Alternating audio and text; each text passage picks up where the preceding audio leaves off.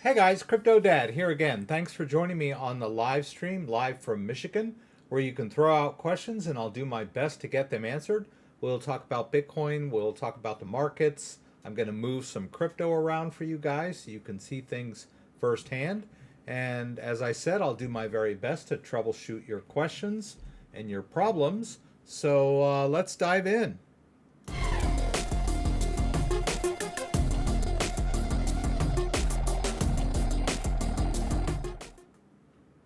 All right, guys, so welcome again to my lair. I'm here with the rig, and I've got my M22 shirt on. M22 is a beautiful highway in northern Michigan. It's a great place to visit if you've never been there. And sorry I wasn't here on Saturday. We went down to Indiana for a little family get-together. We had a great time. That's where I'm originally from.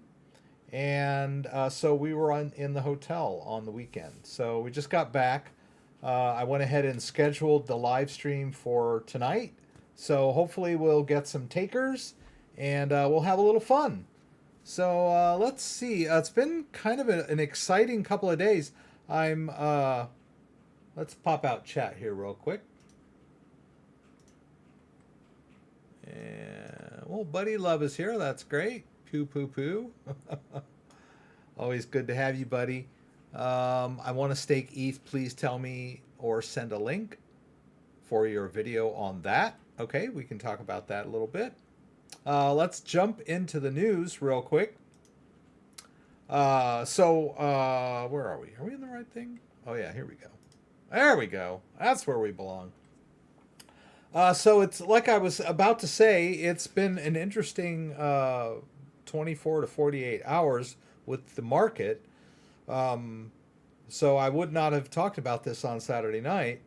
So we've had 6 days in a row of Bitcoin being up, and most of the other crypto as well. Not a lot, but steady, which I like. You know, steady increase over time. That always is fun, right? Those gains tend to hold more than those run-ups, right? Which we just had last night and today. And so here we are. Bitcoin hits 40K after a 6-week absence, but on-chain activity is somewhat bearish, okay? Now, you know, we could say that this run-up was technical, but there were a couple of factors here. And one of the factors that I heard about on Twitter was that someone during an interview who claimed to be an Amazon insider said that Amazon would be accepting Bitcoin in 2021 before the end of the year, and that they were also going to be looking in not only that, but all of the other cryptos, right? All of the top cryptos, and then they were considering their own cryptocurrency as well. They're going to tokenize. They'll have an Amazon token in 2022. Well, it turned out that that wasn't true. I don't know which happened first, but I'm pretty sure that rumor started, and that's what started the drive much higher, much quicker, right? Because, like I said, we were already on our way up over the course of the last 5 to 6 days. Down from all 29,000, 31, 32, 33, 34.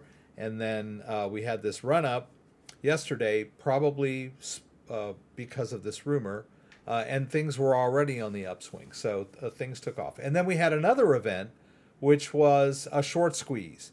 And I got an alert in my Twitter, and which I retweeted, so I can show this to you. Should be in my Twitter feed. Let's see, where are we here? In my profile. Okay, so here we go. $111 million worth of shorts liquidated in 10 minutes. And this was yesterday that this tweet, but 20 hours ago, right? Last night. So we had this rumor, we had this uptrend, right? We had this, and then over a course of several days, and then we were still on our way up when we got this rumor Well, it was actually an interview where someone anonymous, who was supposedly anonymous, claimed this, right? So they actually said this on a news show in the UK, and this caused this even higher run up, and then these short liquidations drive the price up even higher. A short is a person that's betting on Bitcoin going down, and they've bought these contracts, and when Bitcoin goes up, they're forced to, they get kind of like a reverse margin call, right? They're forced to sell their short positions, and that snowballs because those are buys, right? When they sell out, if I'm explaining that right. But that's what happens, right? So a short squeeze causes the price to continue to rise. And so this morning, I thought, okay, well, is Bitcoin going to continue to go up or not? And over the course of the day, it did. I think it was like 38 or 39 last night and this morning. And then it started to go up even more this morning. And I thought to myself, well, probably because Amazon hasn't denied this yet.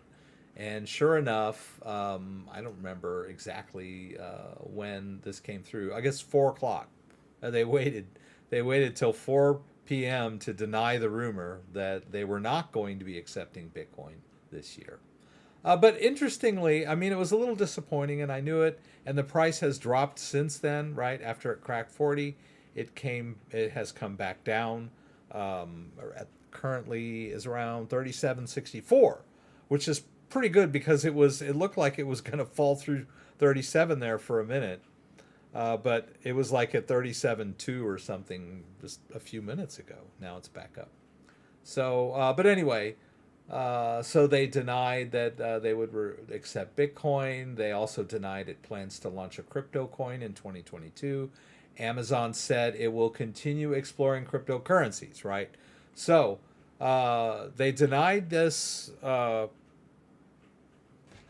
piece of news that was very, very bullish, but they did not say they would never accept Bitcoin, right? So I guess there's still some hope, right? Hope springs eternal. So we don't know. You know, they basically denied. They said they would not accept it this year, which doesn't rule out next year or the year after, specifically, right? And they also said that they wouldn't launch a crypto coin in 2022, which did also not rule out definitively whether they would ever or not, right? So, and then, you know, this last statement here that they will continue exploring cryptocurrencies offers, you know, a little bit of hope. So, kind of an interesting day. It's been kind of weird with the market. You know, I was like looking at houses and stuff, thinking that the good times were back. They might be. Who knows? Okay, and there's also some FUD to report, as usual. There's always going to be some FUD out there. Yes, there was the job listing. Thank you, buddy. That is a fact. And that was also in one of the earlier articles on Zero Hedge. They pointed that out, that there was a job listing that was for cryptocurrency, that asked for experience in cryptocurrency, posted on Amazon, and that is a fact. And then whoever this person was that gave this interview that, you know, chose to remain anonymous, could have been, you know, just a flake, or maybe they just let the cat out of the bag too early, or they were just trying to pump the market. We don't know. But Amazon officially denied that rumor today. But sure, they do have that job posting where they're looking for someone with blockchain experience. Very cool. And let's see, I wanted to report these FUD. Ever since 2018, late 2017, 2018, the ubiquitous, never-ending Tether drama has been going on. When Bitcoin went to 20,000 and then came back down in 2018, there were a lot of articles written about, hey, Scott, it's good to have you. There were a lot of articles written that were saying that it was a conspiracy, that Tether was responsible for the rise in Bitcoin, and that it was a huge scam, And this is this has been, I don't like to use the word debunked, but this thing has sort of been, there have been a lot of articles written about this, whether or not Tether is driving the price of Bitcoin, or whether or not Tether is a conspiracy theory, or whether or not Tether is fully backed by US dollars like it claims it is. And there's been a lot of heat on altcoins stable coins lately, and which was sort of hanging heavy over the market. And US dollar coin, which is the name of the company that sponsors or owns or creates US dollar coin, is Circle. And they've recently provided an audit of some form or something to document all of their backing. And I thought that Tether had done so not too long ago either. They basically said it's not all cash, right? Some of it's bonds, some of it's U.S. bonds, treasuries, some of it is municipal bonds. But anyway, I thought that Tether had provided this information. But US Dollar Coin just recently provided their, a full accounting of what their backing is, right? They're basically creating coins. There's no mining on these stable coins, right? There is a company that takes in dollars and issues new coins. And then they issue them out onto a blockchain, right? The US dollar coins are issued onto the Ethereum blockchain, as are Tethers, right? And then the other big one is Binance coin. And Binance is under a lot of heat lately. So anyway, this article here is just more, piling on the FUD on stable coins. And it's funny, it's sort of like they've decided that, that they're a softer target than Bitcoin, right? Because it seemed like with the China crackdown and with all of the regulatory announcements about Bitcoin being, used to evade taxes, and the ransomware stuff and all that stuff, they weren't beating Bitcoin down as much as they thought, probably. And then they said, well, let's go after stable coins. Because they're a big component of the trading market, right? If we can destroy stable coins or people's faith in stable coins, then maybe we can crash Bitcoin while we're at it. So I'm just speculating here, but there has been a lot of heat on stable coins, and they've just announced that they're facing a criminal bank fraud charge for something they did years ago, which is weird. I mean, seriously? I'm sure there's a statute of limitations on these kind of crimes, but I guess it's only going back like 3 or 4 years. I don't know what the statute of limitations would be, but apparently they haven't expired yet because they're being. And this happened before. The U.S. regulators went after Tether before, and they ended up settling, in court. Tether paid a fee or a fine or a settlement of some kind, and it was dropped. And now here we are back again, and they're going after Tether. So who knows, right? Anyway, more FUD to think about. Well, there's another great article I'd like to share with you guys that I read earlier from The Hill, of all places, which is, I guess it's like a politics thing or whatever. And here we are. Bye-bye Bitcoin. It's time to ban cryptocurrencies, right? I had to chuckle when I read this, and the article is just a poster child for Bitcoin bashing, right? And it starts off with, I've never quite understood why cryptocurrencies are worth anything. That's the first thing he says, right? So he obviously doesn't know that much about cryptocurrencies, about what he reads in the news. And then he says, of course, the untraceable payments are worth a lot to ransomware hacker. Well, he doesn't understand Bitcoin, obviously, because Bitcoin is traceable, right? They were able to find these people that, for the, I forget what it was, the Colonial Pipeline hack, apparently, which was fishy. The whole thing was fishy. But anyway, so he doesn't really understand how Bitcoin works if he thinks it's untraceable, because it is. And of course, here we are, cyber criminals and money launderers. Once again, dollars, euros, and yens are backed by nations' respective treasuries. Boy, doesn't that make you feel good? Those same treasuries that are cranking out dollars like there's no tomorrow. I feel safe and sound knowing that those fiat currencies are backed by the treasuries of these great nations that are pumping money into the economy like there's no tomorrow. Okay, if someone invents a cryptocurrency that's based solely on convincing others it has value. Another trope. Another, it's like, it's just laughable, how he starts off. And then he suggests, the solution is we should just make them illegal, right? We'll just ban them, right?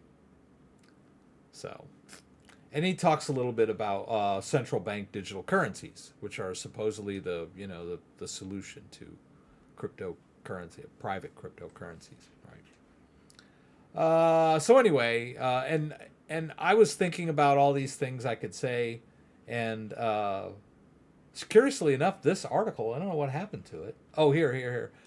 This article, you were able to read comments, right? A lot of the big news places, like Reuters and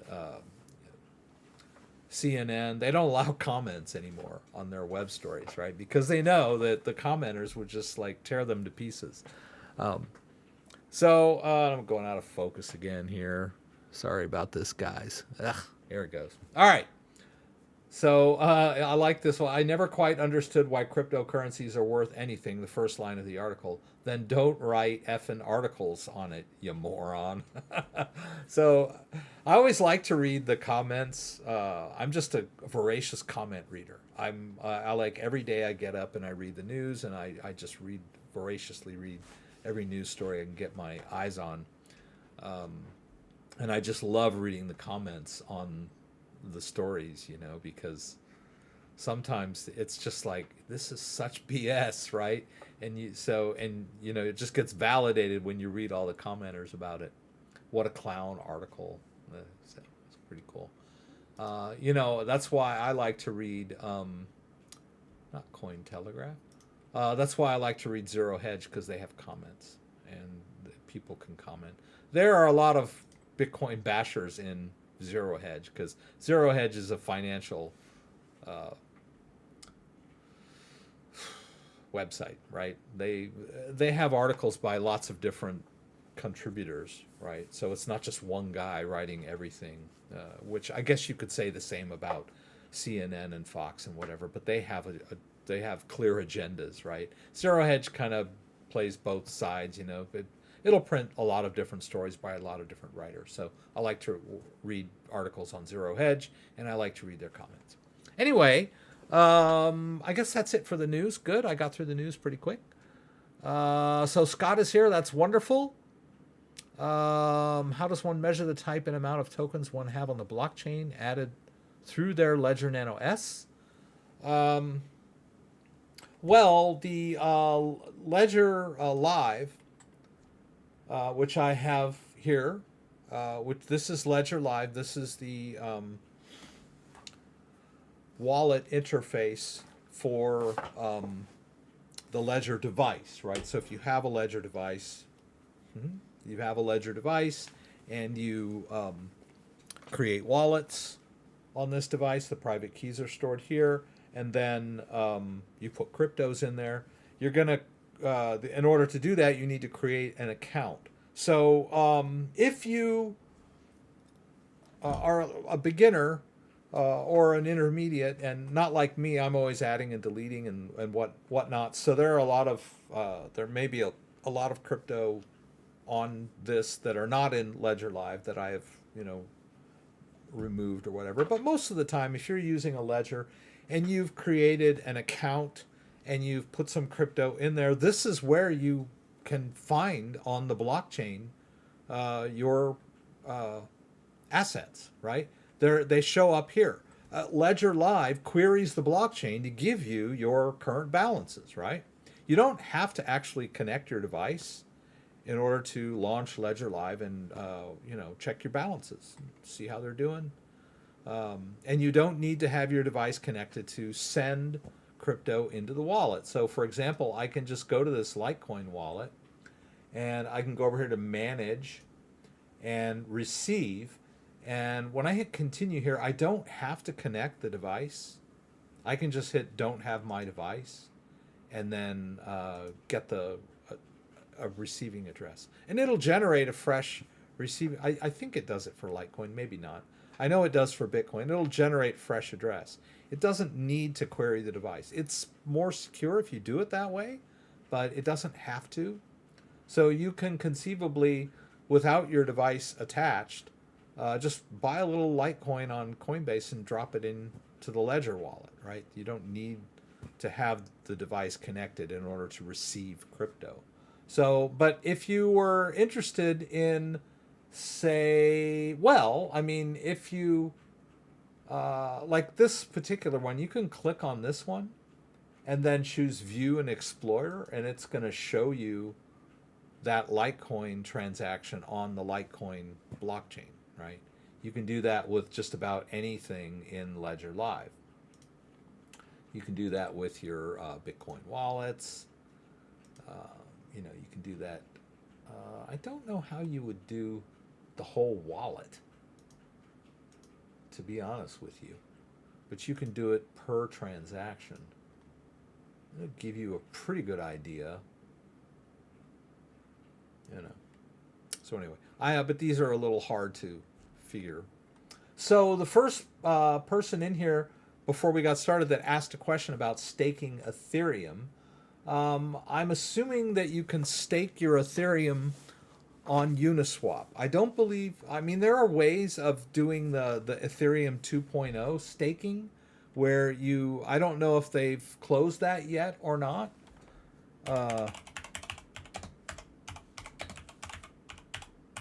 That's a little more long-term, right? And I think maybe you could even do it right on Coinbase, according to this, because this is a Coinbase help article. And maybe this is a little more, I'm not sure if this is the right way to do this, but anyway, you can do that. You can stake your current crypto in the 2.0 wallets. The new 2.0 protocol is coming up, but that's kind of long term. But you can also stake your Ethereum in Uniswap, I believe. So let's take a look at that.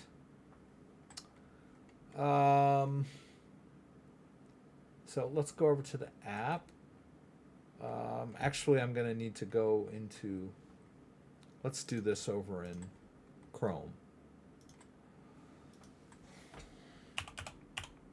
So we can have an Ethereum wallet that we can connect to. All right, so let's see. Okay, yeah, we can connect to this. It's on the Ethereum network, right? So we can connect.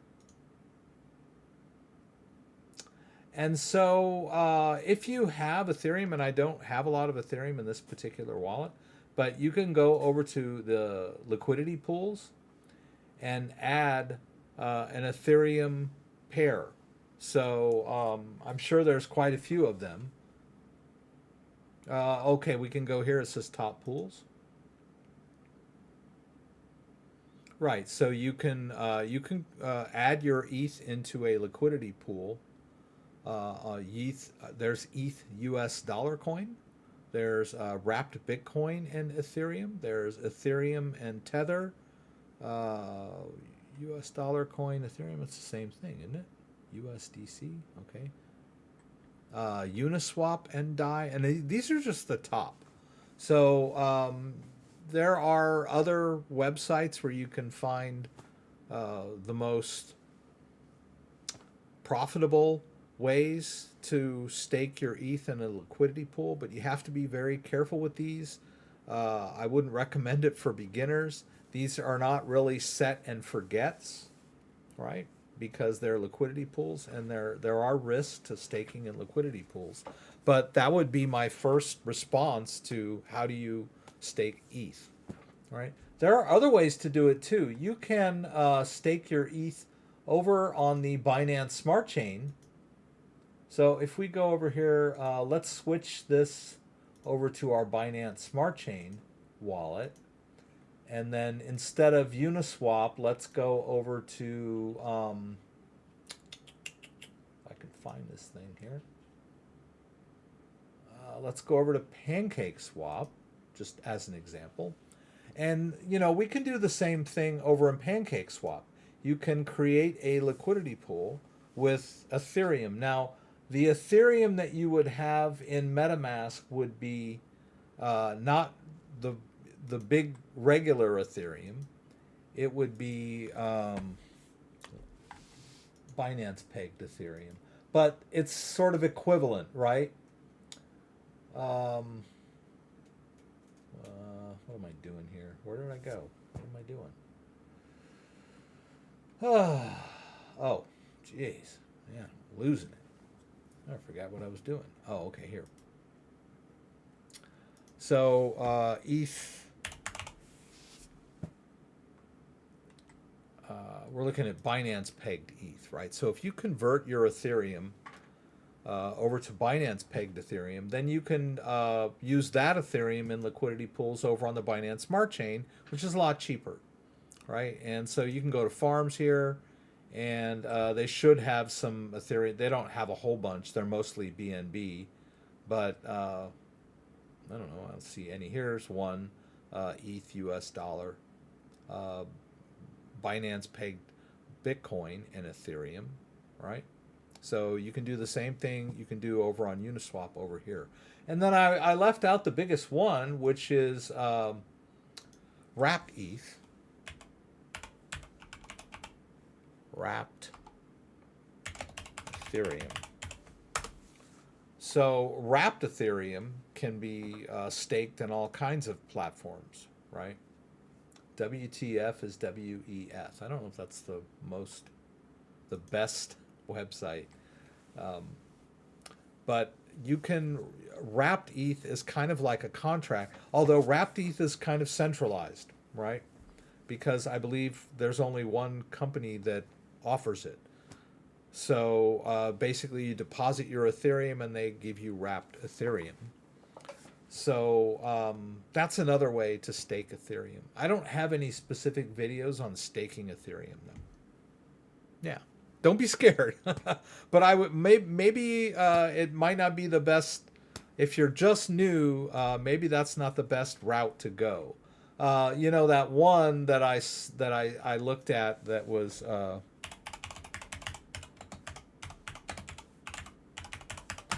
On Coinbase, right? If you're brand new and you're not comfortable with wallets and whatever, you can do the Ethereum 2.0 staking on Coinbase. They'll manage it for you, right? Of course, you're putting your coins in their custody when you do that, but that would be an easy way to do it. Like I'm staking some coins over on Kraken because it's really easy. Staking DOT is pretty complicated, and there are some risks on staking DOT, and you have to like spread your amounts over it's better if you spread your staking across like several nodes, and it's complicated. So I just have some DOT being staked on Kraken, and they pay you like 12% if I'm not mistaken. So that's pretty good. Why would someone want to wrap crypto versus just the crypto? The reason why, no, I'm sorry, I'm thinking of wrapped Bitcoin. You can wrap ETH, but the reason that people use wrapped Bitcoin is because it's converted from Bitcoin into the Ethereum blockchain, and then it's stakeable. So I'm not sure why you would wrap your Ethereum. Maybe because there are certain liquidity pools and places where you could stake that, where you couldn't stake regular Ethereum or get a better deal than regular Ethereum. But for Bitcoin, there are very few places where you can stake Bitcoin. You know, Nexo and BlockFi, those kind of places will you can deposit your Bitcoin and earn interest. But in order to stake Bitcoin, you do the wrapped Bitcoin thing. And like I said, it's the same as I was mentioning earlier about wrapped Ethereum. It's kind of centralized. So, you know, you've got that risk in there, right? Bitcoin is, so there aren't very many ways to stake Bitcoin, but wrapping your Bitcoin and or wrapping your Ethereum are ways to stake, participate in certain places where you couldn't with the big one, right? Or the full-blown Bitcoin you couldn't stake on Uniswap or Binance Smart Chain or anything. But if you wrap Bitcoin can be staked in all kinds of different platforms. So that's the upshot of that. So hey, road to everlasting life. That's pretty cool. Hi, CryptoDad. Mr. David, it's good to have you. Always good to have you. Let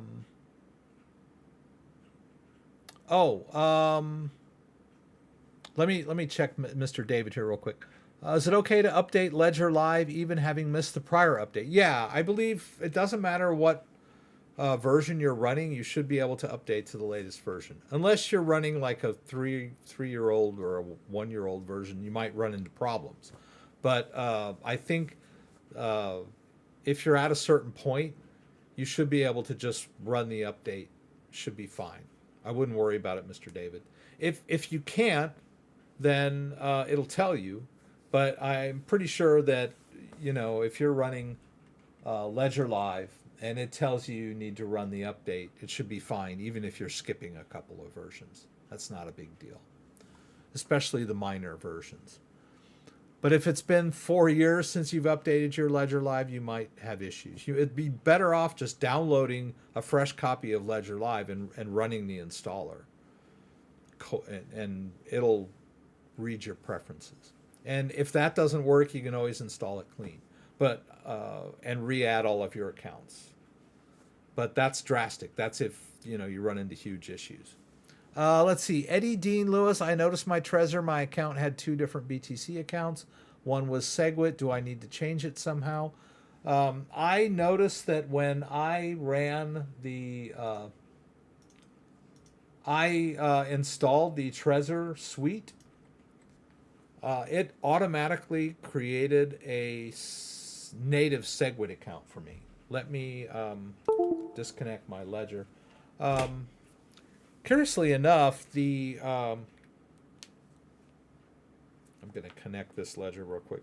You can't run the Trezor suite unless it's connected, right? You can't check your balances or anything, which is kind of different than the Ledger Live, which you can run without the device connected. But for the Trezor suite, you have to have the device connected. Let's see if I got my pin in there correctly. They didn't really explain it to me why they were doing that. I'm going to do a little confirm on my device. It's asking me to confirm. I'm just going to hit that. Maybe I move this over. But the latest address format is native SegWit. And the previous one is just regular SegWit. It's kind of confusing. But if you had an older SegWit account, which I had on there, when I installed this suite, it automatically created an empty native SegWit account, which is the newer format. Let's see if I can go to it. Oh, here, accounts. So I had an account on this device when I installed this, and they created this account that was SegWit showed up, but they also created this empty Bitcoin SegWit account for me. And notice that they don't really say that this is native SegWit. They just like These are the most recent type formats. These are the default formats, right? And then they've got down here as an afterthought SegWit. Well, personally, I moved my Bitcoin from the old one into the new one. There was like a couple $100 worth of Bitcoin in there, so I moved it. You don't have to, but the native SegWit is a better format. The fees are cheaper and it moves faster. That's just a brief overview. I don't know if that's perfectly accurate description of the advantages of native SegWit over regular SegWit, but that's my understanding of it. So I tend to try to use the native SegWit wallets, right? So you don't have to move your Bitcoin if you don't want to, but you can. But that's why they do that. And they didn't really explain it. They just I just had a second account, just magically, an empty SegWit account just magically appeared. So I don't know if they're doing that over in the wallet either, right? I was thinking of, we talked last week a little bit about using the Trezor on an ADA wallet, for ADA. And I know you can connect your Trezor to ADA Lite and Yori wallet, or Yorori, or however you pronounce it. But you can also do this in Daedalus wallet, which is the default wallet for Cardano, right? So if you go over here to Cardano, and you go over here, this is their official wallet, right? And it's a full node wallet. You have to download it to your computer, and it will download the entire Cardano blockchain onto your computer. It's kind of a pain, you know, and it takes up space and bandwidth and everything. But it is their official wallet, and you can do staking and get pretty good rewards in it. Although you can also do that over in ADA Lite as well, which is a web-based wallet, right? And even if you use ADA Lite, which is a web-based interface, you could still interface with your hardware device, right? And the private keys would be secure. The only thing about these web-based interfaces is that you could get scammed by you know, a phishing site that has a similar address, like adalite.com, you know, or something, if you're not careful. So web-based wallets are slightly less secure than full-blown wallets in that respect, but it works. So let's go to Daedalus real quick, because on the live stream a week or two ago, we went ahead and connected our Trezor, and it recognized it and created an empty wallet for me. So why don't we buy some ADA on crypto.com. We'll buy it on crypto.com, and we'll drop it into this wallet and see if we can move it around. Okay, please don't ask me again and again the same question. I'm going to put you in a timeout for that. Maybe you can come back. All right, but please don't just cut and paste your question over and over again. If I don't answer your question or get to it, you can always shoot me an email. If you look down in the description below, where I've got all these news stories that we talked about today, and all my affiliate links that I would appreciate if you'd use them. If you scroll down a little bit, there's my email is there, so shoot me an email. But don't just spam the live stream. Just saying.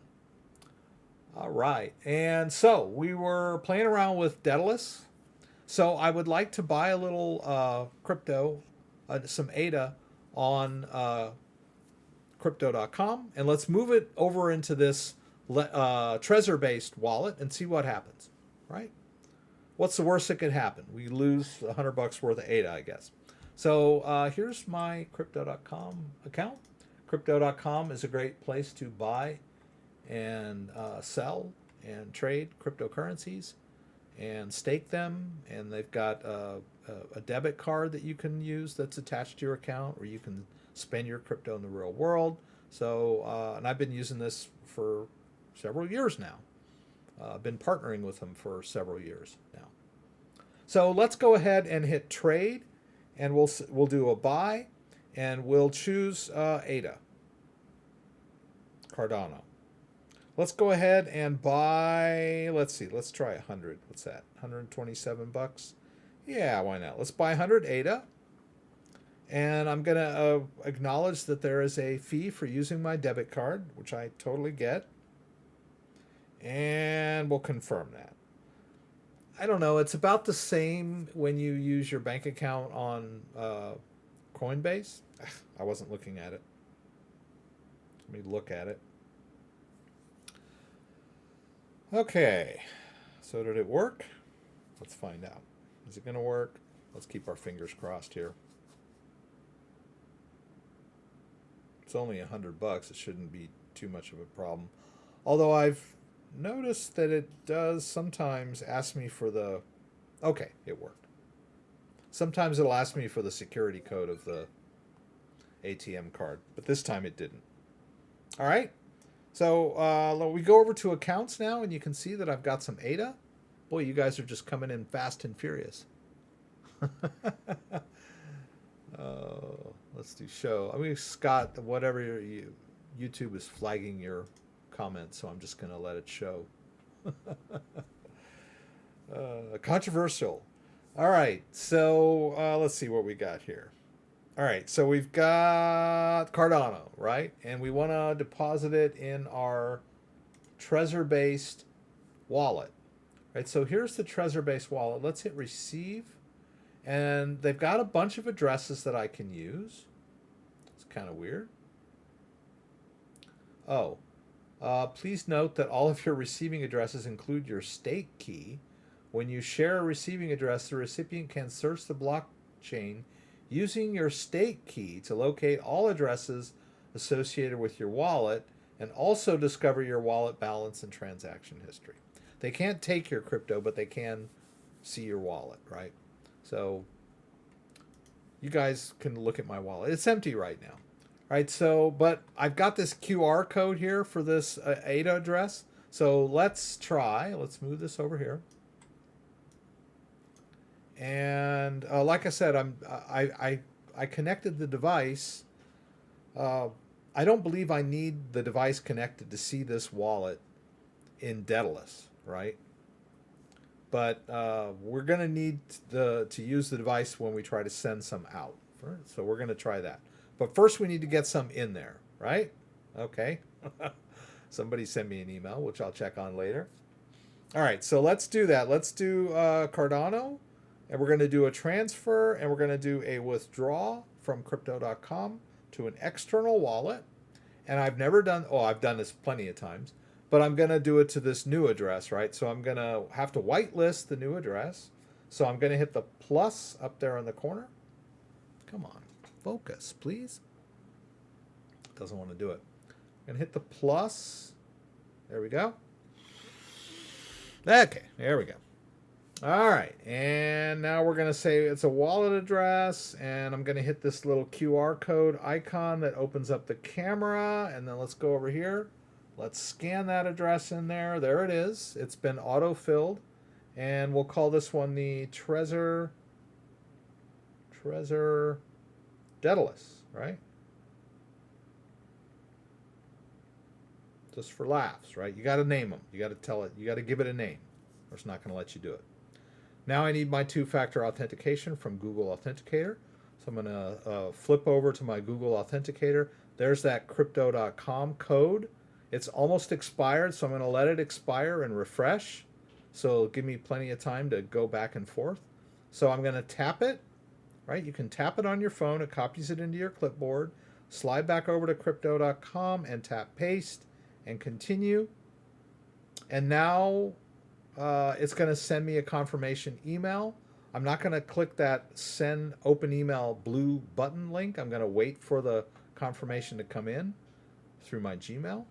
I'll tap that little alert, open Gmail, and then confirm that new address. It should relaunch. Ah, doggone it. Why does it do this to me? Pooies. All right, doggone it. Bummer. All right, maybe we could try another one, different one. I don't know why it's like giving me a hard time adding these addresses. Let's try again. This always happens when I'm live. Oh, and you'll notice that Daedalus is down there asking me to export this. Oh, okay.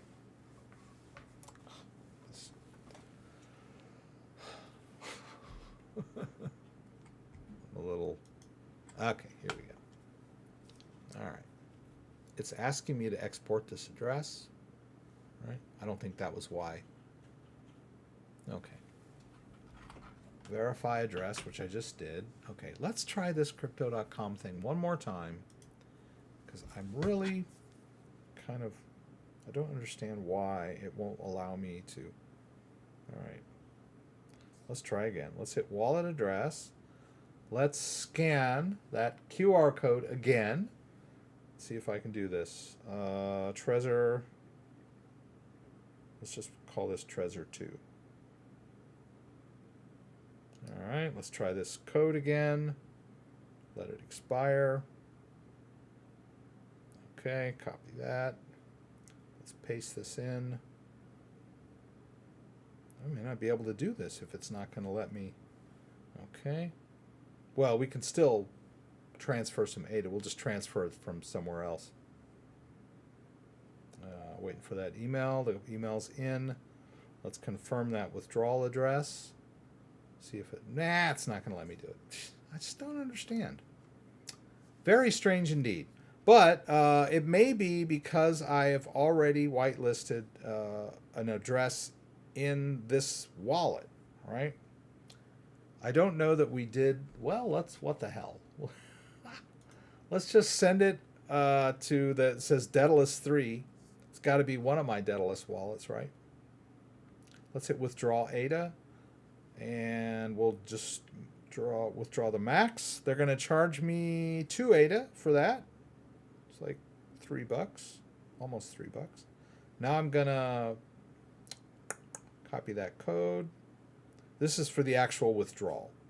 The first two were attempting to whitelist the address in the new, and it's the same Daedalus wallet, but it's a different device. So I don't understand why it failed when I tried to add this new address. It's a separate wallet within Daedalus, right?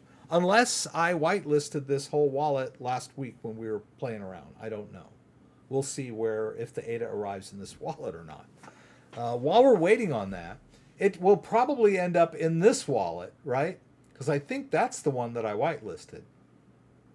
Right? I don't know. Let's just kind of keep an eye on this one. And I'm going to try and get caught up. I know there's a lot of people in here and asking me questions. So I'm pretty happy about that. Slow-mo, you're back. Yeah, because you were cutting and pasting, dude. Okay, thank you. I will look at your email, my friend.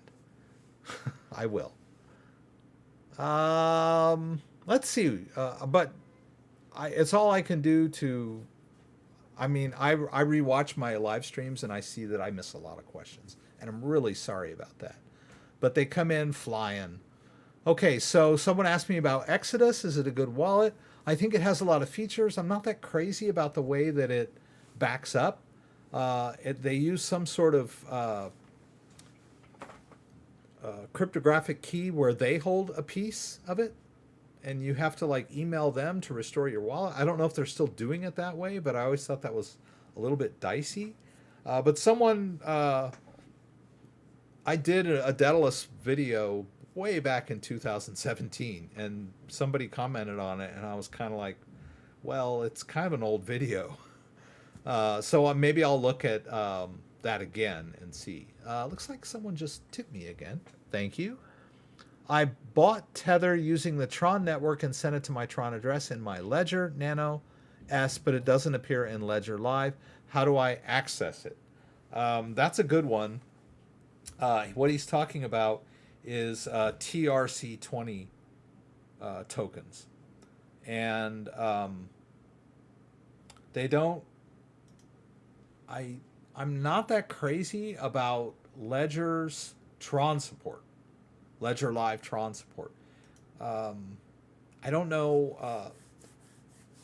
I don't know that it even. I think it does support TRC 20 tokens or Tron sub tokens.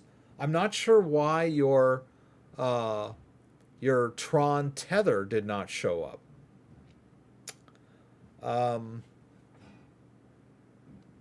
I'm not sure of there are other ways of accessing. Well, let's see. I don't have the Trezor connected right. I'm sorry, I don't have the ledger connected right now. But there are other ways of accessing your Tron that's not on Ledger. So let's say, I believe Tron, if you just go to the Tron homepage, you can go over here to, let's see where we are here. Yeah, if you go to token Tron, resource, come on now, what are we doing here? They've changed, of course they're always changing this. Okay, here, if we go to wallet, blah, blah, blah, blah, Tron wallets to develop a community, blah, blah, blah, okay. Yeah, it's Tron. I'm not that crazy about Tron.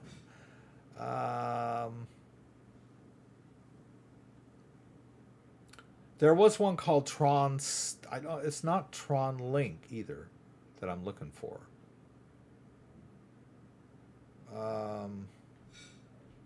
I thought there was one called Tron Scan. Let me take a look at Tron Link. But here's something you could try for that Tron is Trust Wallet, because Trust Wallet does a really good job of all kinds of cryptos. So here's my example for that. So you would go into your Trust Wallet. Let me move this for a sec. Let me just go to a different wallet. Let's do this. Yeah, okay. So if you go to your Trust Wallet,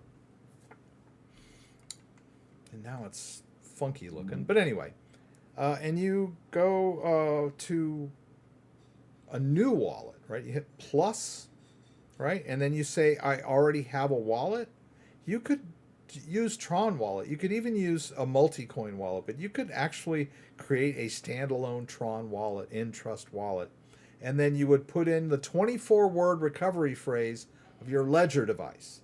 Now this is risky, right? Because you're opening up your 24-word recovery phrase basically to the internet by punching it into this wallet, but I can assure you Trust Wallet is an above-board wallet.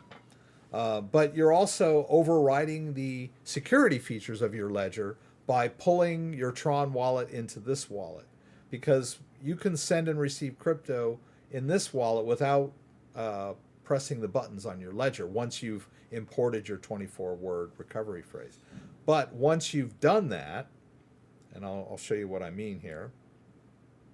Let's see if this wallet, I don't think this wallet has any Tron in it. Oh, it does. Has a small amount of Tron in it.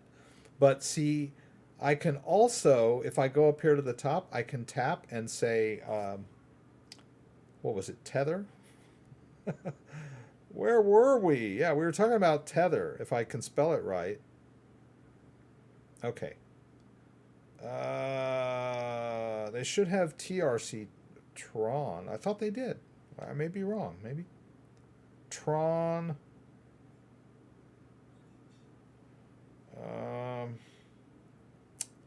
Doggone it. I thought they had Tron-based Tether and you could turn it on. But I guess not. Silly me. I thought anything would work. What do they call it? That's what I'm wondering. Let's see. I guess what I was trying to show you here is there are Tron wallets out there that exist that are like online, and I thought it was called that. Well, is that Tron Scan? Okay. Well, that's Tron Link. That's different. See, they want me to download that. I don't want to download it. There's a Tron Scan wallet here. that you can connect, where it says connect wallet, you can use your ledger, right? And then you can connect your ledger to this wallet. And this is secure, right? You're still using the private key of your ledger. You're not exporting the wallet anywhere. It's simply reading the Tron private keys. And you would need to have your ledger connected and in the Tron app for this to work. And then you might be able to see your Tron TRC20 tokens in this rather than ledger. So yeah, because ledger is not that great with like it. For example, there are a lot of ERC20 tokens that ledger doesn't recognize, especially the newer ones. And you'll notice down here that I've got several of these that they don't even like give me pricing information, like VIN. Well, that's obvious. That's an old one. Let me see if I can find one that's a little newer. Not this one. Doggone it. This one. Polka Starter, right? I have Polka Starter in my wallet, but there's no pricing information. And then there are some other coins that are in this wallet that are not showing up here simply because Ledger Live doesn't support them. So it doesn't mean that your Tron Tether is gone, right? Now, I don't know that you could import this into the Clever wallet. I don't think so, because Clever probably only supports importing Tron wallets. Ah, well. Can't show you my PIN, can I? Okay. I don't know that there's any way to import a 24-word recovery phrase. I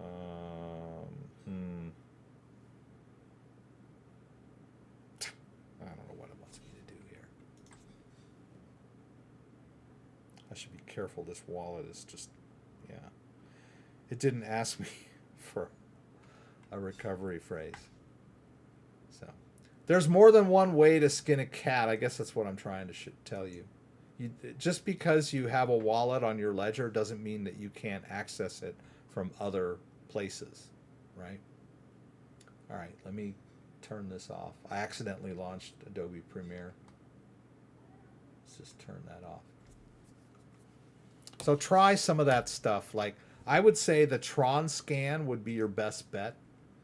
Tron scan, because it allows you to connect your ledger device, and as long as you're in the Tron app, you should be able to access. And then you can actually send and receive using Tron scan with your ledger, just like using Ada Lite for Ada. Speaking of Ada, where did that stuff go that we moved? Right?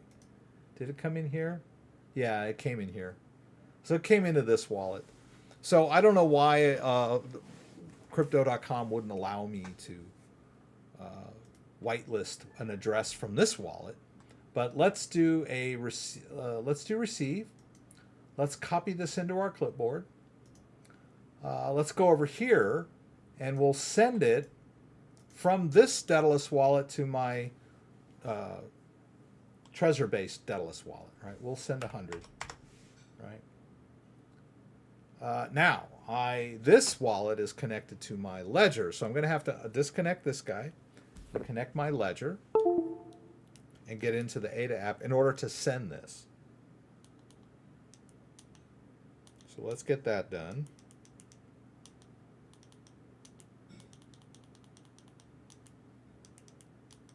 I can hear my family eating up there.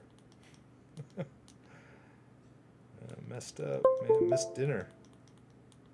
Okay. All right. So let's turn the camera on so you can see what I'm doing here. All right, so I have my ledger device connected because it is associated with this wallet. Let's hit send here. Right? It wants me to export the key, so I'm going to hit both buttons. I'm going to confirm that. Now it wants me to start the transaction. I'll hit both buttons. Right? There's the address I'm sending to. That's just the other Daedalus wallet, right? I'll hit both buttons. Send 100 ADA. Right? Transaction fee. I'll hit both buttons. I'm hitting both buttons for all of these. Now confirm both buttons. Sorry. I only hit one button by accident. Both buttons again. Yes, I'm good. Now I can hit send on the wallet, and that should send $100 into my Trezor-based wallet, right? So now that that's done, I'm going to disconnect this guy as soon as it goes through all the way. And now let's see. Let's see if I can send anything out of the Trezor-based wallet by interfacing with the Trezor in Daedalus, right? And if that doesn't work, maybe we could try it over an Ada Lite. This does take a while to actually... I'll just turn the camera off while we're waiting. All right, so it went out. And there it is right there. See, now we've got 100 in this Trezor-based. So let's go ahead and disconnect this guy. Now, I don't know, we could send it right back to the other wallet just to see what the interface, how the interface works over here. All right, so I'm just going to go ahead and enter my PIN.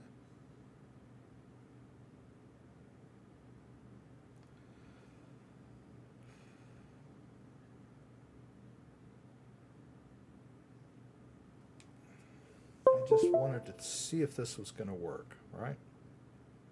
Just so you guys could see things in motion. All right, so now we're going to go over to this wallet. We'll go ahead and get an address, right? We'll click an address, copy it into our clipboard, right? Let's go back over to our new Trezor-based wallet. I'm going to need to enable labeling. Actually, I'm going to turn off this because I have a feeling this is going to be interfering with all this. Boy, Bitcoin must be dropping like a rock because the value of that wallet really went down really fast. No, Bitcoin's still at 38. I don't know. Okay, so let's try and send back to our original wallet. We're just going back and forth here, just for the heck of it. Or we could, why don't we, instead of doing that, let's send it over to Coinbase, right? So you guys can see what it looks like. Let's send it to Coinbase. See, a lot of people ask me, oh, well, what if my crypto's in my wallet when the price goes up? Then what? It's still going to be worth more, right? You just need to move it back over to the exchange, right? So let's go over to portfolios. No. I'm sorry. Let's go back to the home page here. Let's do a deposit. And we're going to deposit ADA to a crypto address. And we're going to say, I understand. And let's copy that ADA address into our clipboard. Let's go back over here to our Daedalus wallet. Let's paste in the address of our Coinbase account. And we'll go ahead and send it 95 of it, right? We want to say we need that 0.167 for our fees. So we'll save some of that, right? Let's turn the camera on over here. And as soon as I'm done with this, I'll go back and look at, does it need me to, oh, it's just kind of sitting there waiting. Let's hit send and see what happens. Is it gonna what's it gonna do? Connect model device, launch Cardano app on my device, connect Model T in your device, and it is connected. Oops. Yeah, see, this is what happens. All right, so connect the Model T and enter your PIN to unlock it. So it's not seeing that I already had it connected. I suspect it has something to do with the fact that the Trezor suite was running and kind of interfering with the device. So I'm just going to do it clean, right? Just going to reconnect. I'm going to tap, and then I'll re-enter the PIN.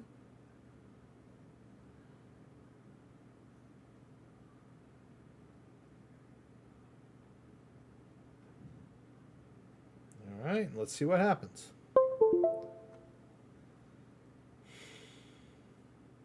Okay, it's still not working.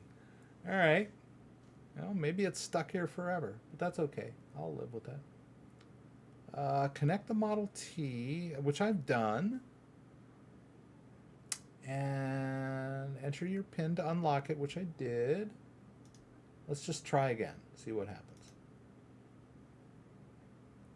Yeah, this is not good.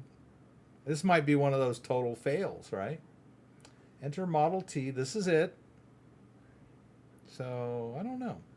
Now, they had told me earlier that I need to have the Trezor Bridge installed to do this. God, it keeps going out of focus.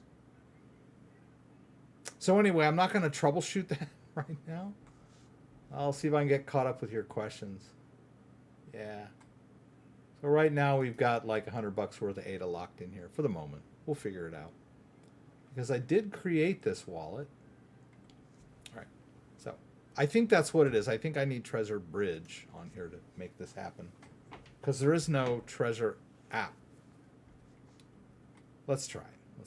Well, let me catch up with questions, right? I don't want to ignore you guys. I know people get upset when I just so let's see if I can get caught up with questions here. Yes, I do read my email. It may take a weekish for him to see it if he's busy or lazy. Sir, is Trezor Model T better than Ledger Nano X? What are your thoughts on Model T? How do you use Trezor T with a phone? There's a lot of questions in one. I prefer the Ledger Nano X myself over the Trezor. But the Trezor has, is a decent wallet. It has good features. It's great for Bitcoin and, the new Trezor suite, which is cool. Having a little difficulty with the ADA right now. How do I use Trezor T with my phone? I don't know about that. I don't know that you can. I don't think they have a app for the Trezor. And even if they did, you would have to figure out some way to connect it because it does not have Bluetooth. So if you want to use a hardware device with your phone, the better choice for that would be the Ledger Nano X, for sure. Okay, so you still recommend the Ledger Nano S. It has coins stolen from my Metamask and want to get a hard wallet. I prefer the X over the S. You can use either with Metamask, and it's more secure to have the private keys stored on a device. I prefer the X because it holds more apps, which allow you to manage more cryptocurrencies. Now, let's say you want to manage 10 cryptocurrencies. You could put all 10 of those apps on the Ledger Nano X. But let's say you could only install 3 of those apps on the S. And then when you wanted to work with cryptocurrency 4, you would have to delete the app for cryptocurrency 2 and 3 or whatever and install the cryptocurrency 4 app on the Ledger Nano S. This would not delete the wallets you created with cryptos 2 and 3, right? So you could reinstall cryptos 2 and 3 and regain access to the wallets, right? It doesn't really destroy the private keys. They get recreated every time you reinstall the app. But it's a real pain to shuffle apps on and off the Ledger Nano S. So if you're managing 10 cryptocurrencies, it's much easier to do it on a Ledger Nano X because you can put them all on there at the same time. The Ledger Nano S, if you're managing more than, say, 3 or 4 cryptos, you're going to have to shuffle apps off and on, which is, a little gut-wrenching, right? But if all you have is Bitcoin and Ethereum and you're using a Ledger Nano, then probably the S is better. It's cheaper. And if all you're managing is Bitcoin and Ethereum, then maybe the S will work better for you. Both Ledger and Trezor are good cold wallets. The difference is the touchscreen on the Trezor is small for medium to big fingers. Yeah, that's a problem that I have with the Trezor, is trying to enter that pin on the touchscreen is a little dicey. Right? They have the Trezor 1, which uses buttons, but I think the Trezor T is better. Okay, JDO, Scott Lee, we can only hope we can get back to Gov we can trust. I have little faith. And by the way, thank you, JDO. I noticed that you will answer people's questions when I miss them, so I really appreciate you being here. You have nothing to lose. Has anyone else had coins stolen from MetaMask? Some of my coins were sent out from my wallet without my approval. they used a smart contract and somehow accessed my wallet. Now, it just depends on what you're doing. Generally, if people steal coins from MetaMask, it's because they've managed to phish the user and trick them into providing the recovery phrase. But I believe, with MetaMask, and if you're on, you're on DeFi sites where you're using smart contracts, you are exposing yourself to bugs in those smart contracts and or rug pulls and or hacks. I'm assuming. I'm not too sure about how they would do that, but if you say that you've lost coins from your MetaMask by people withdrawing through smart contracts, that's possible. But in general, I think if you're using MetaMask to just manage an Ethereum wallet and none of those coins are in smart contracts, they're just held in the wallet, they're pretty secure. Especially if you use those in conjunction with a ledger device, because in those cases you can't withdraw. I mean, I can't even harvest or if I am harvesting from smart contracts, like in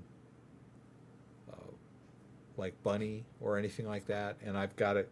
I need to confirm that on the ledger in order for that to happen. So maybe that will solve your issue. Believe in the Lord Jesus Christ is here again. It's good to have you. New wallet rather than restore, but it could be wrong. Then repeat to use restore option instead. You have nothing to lose. Yeah, you can always try to restore your wallet. That, like JDO said, you got nothing to lose. Trezor could give you a usable error message, but not just bomb out for common usage. No such thing as gov. We trust the more the current one. Okay. It seems the smart contract was set up to transfer ownership to the hackers. I did leave my MetaMask connected to PancakeSwap overnight accidentally. I think PancakeSwap is pretty trustworthy, but yeah, it's difficult to know. I mean, there's always that risk. There's always a risk when you're using DeFi sites and smart contracts. I mean, like me, I'm always trying to jump into some new DeFi site to see what it's like.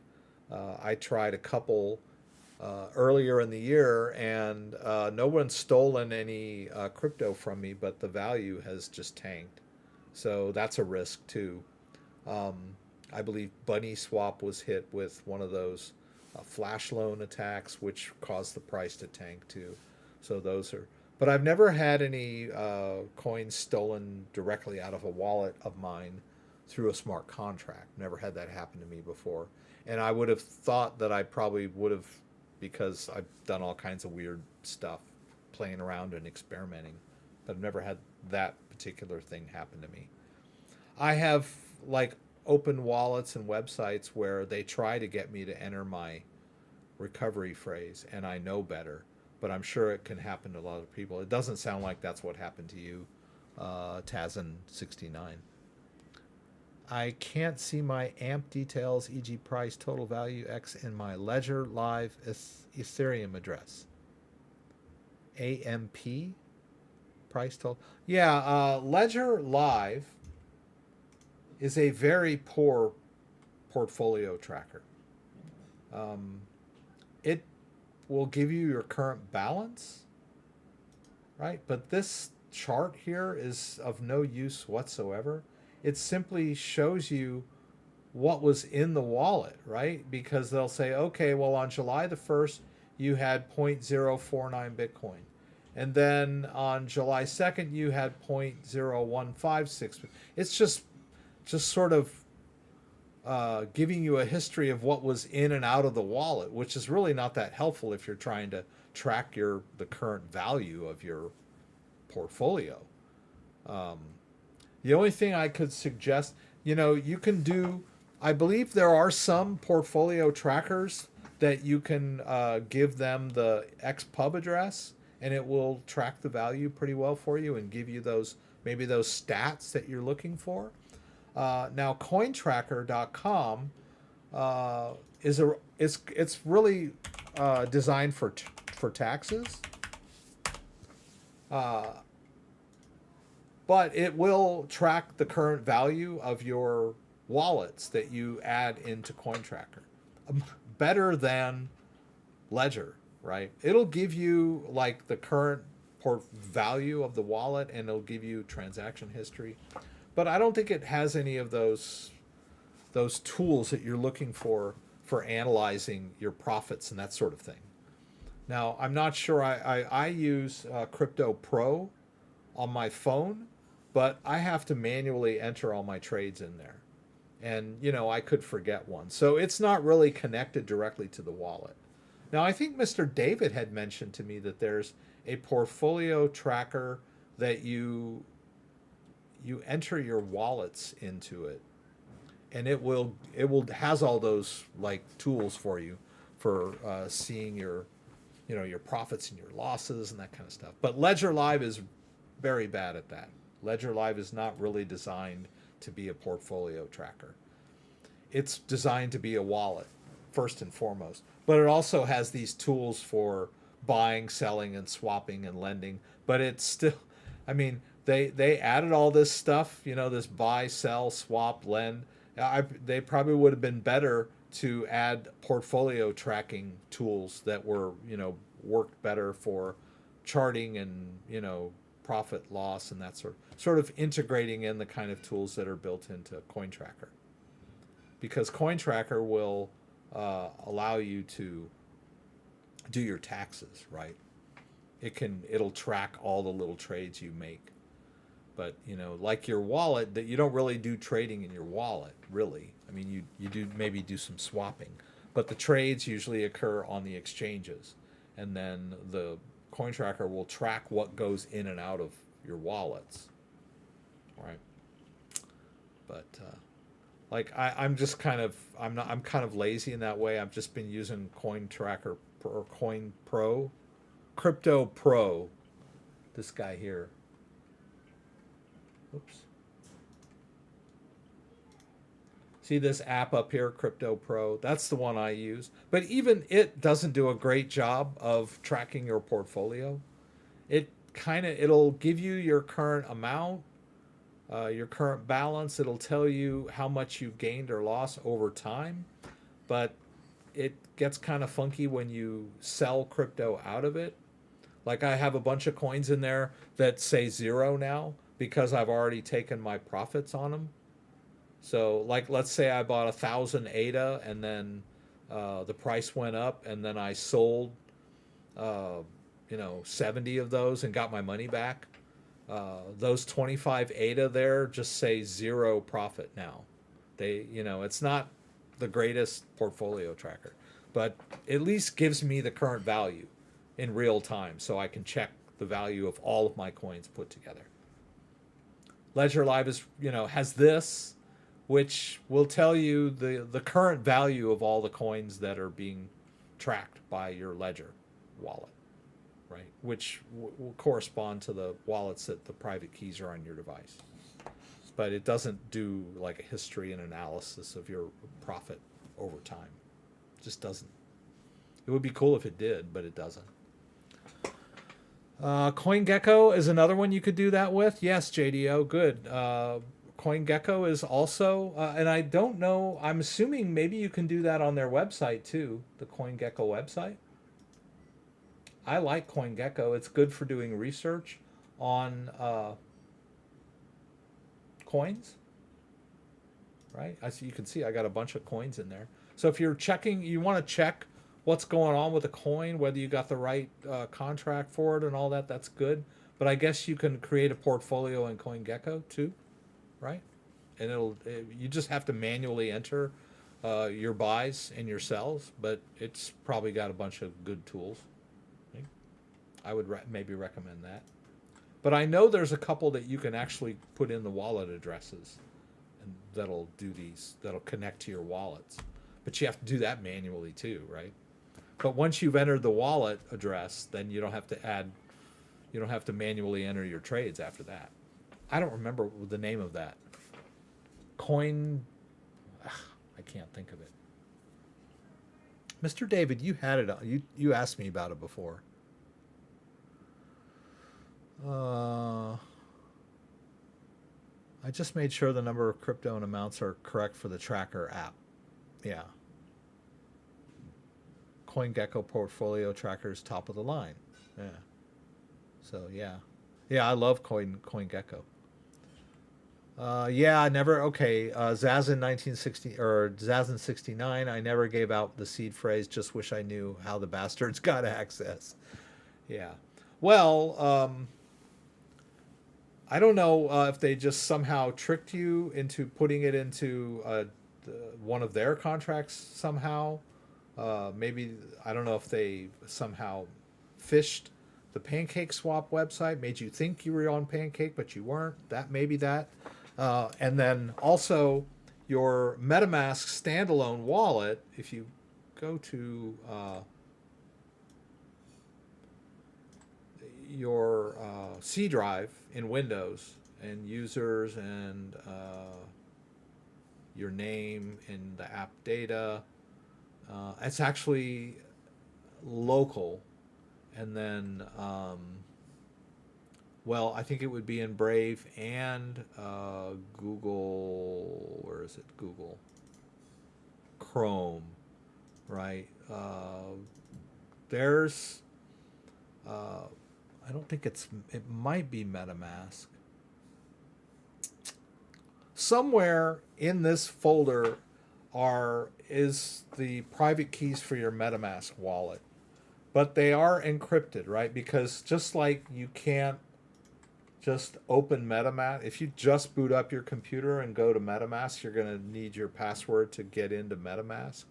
Those files that are saved on your computer for the private keys for MetaMask are encrypted so that they need the password. So, but a hacker could steal those conceivably if they had access to your computer, either by remote access or physical access or whatever, and then they could run some kind of cracker on that to figure it out. But that, I don't think that happened to you either. Yeah, it was some kind of shady smart contract somehow. But I'm sorry, I'm really sorry to hear that. Let's see, I wanted to do some other stuff. What did I want to do? Doggone it. Okay. I wanted to show you guys a Pancake Swap withdrawal. So if you're in Pancake Swap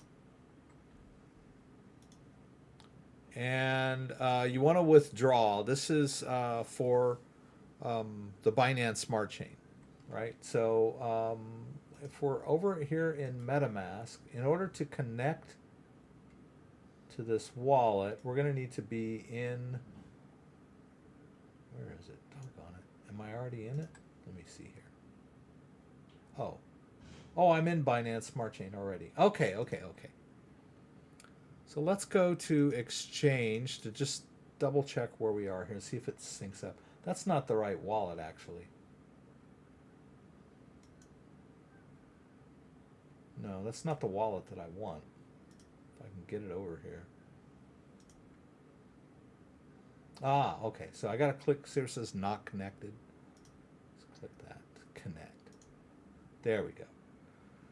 So as you can see, I have a lot of wallets in my MetaMask, right? And this MetaMask wallet that I'm dealing with now is not connected to a ledger, right? It just makes life easier for me.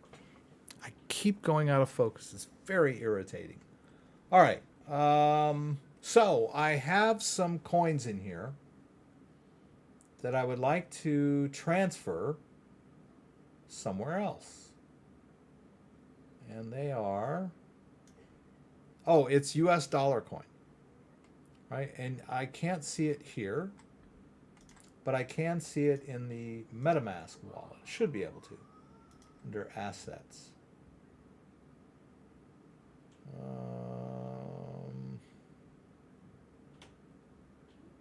There. See, there's some US dollar coin, but it's Binance pegged US dollar coin, right? I would like to put it into my Coinbase account so I can cash out, right? But how do I do that? Now, this would be very similar to the Ethereum too, or Cake, but Coinbase doesn't support Cake, but Binance would.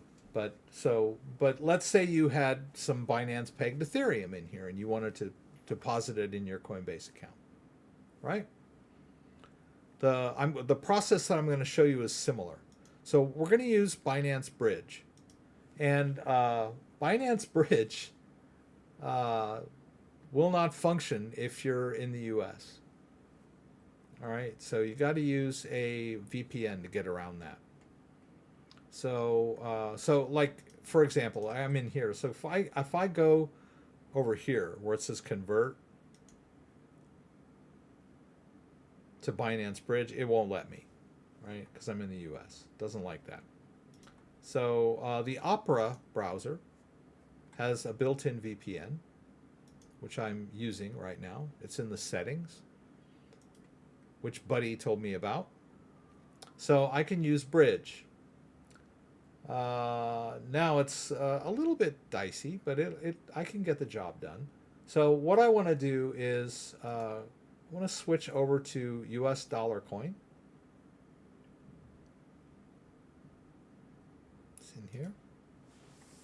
And what we'd like to do is we'd like to transfer it from our Binance Smart Chain wallet over to the Ethereum network, right?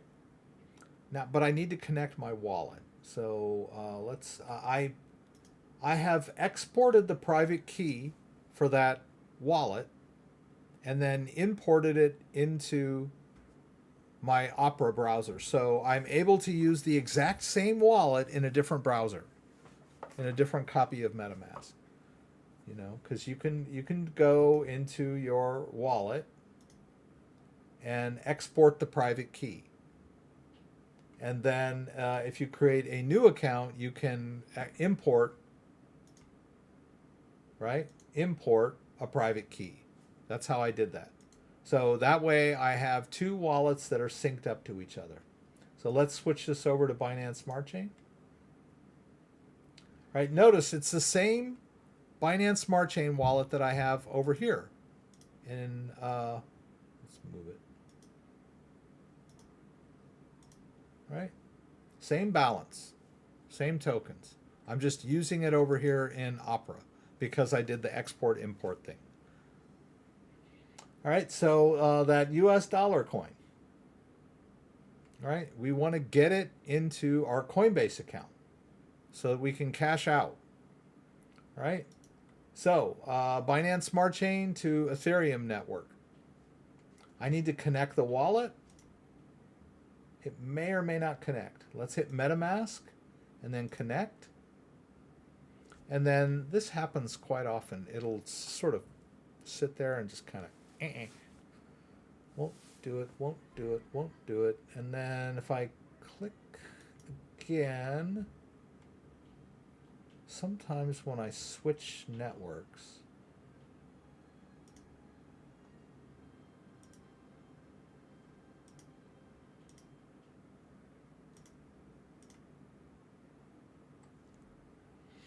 and then sometimes it doesn't work at all. All right. Oh, that's it. If I do this and then refresh, sometimes it'll just click. But it didn't. Not tonight. Okay. It's not going to cooperate with me. It had some epic fails tonight. Right? Oh, come on. What did I do? All right. Let's look for it. Whoops.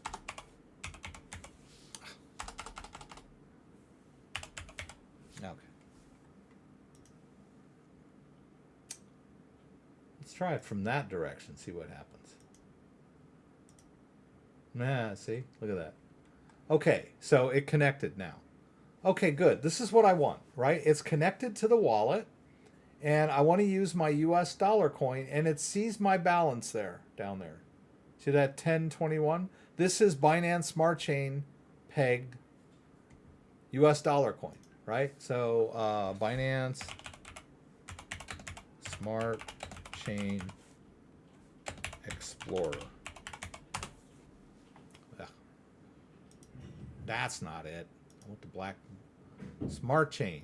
Here it is. That's not it either. Okay. Okay, there. That's what I want. I just want you guys to wrap your head around the fact that this is not Ethereum-based US dollar coin. Ah, come on. There. All right, this is the Binance version of US dollar coin. Binance pegged US dollar coin. Oh, that's not even, that's the wrong one anyway. That's BEP. Oh, Lord in heaven, help me. Help me. Binance Smart Chain Explorer.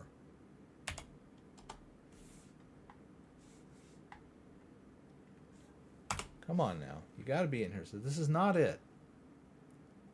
This says BSC, Binance Dex. Is this it? No.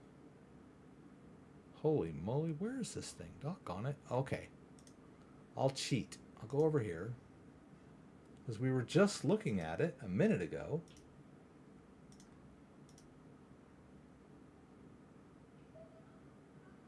Alright, there it is. Okay, BSC scan. Okay. Lord. Okay. Alright, there we go. Jeez. Okay.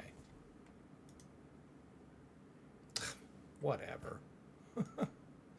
Are you kidding me?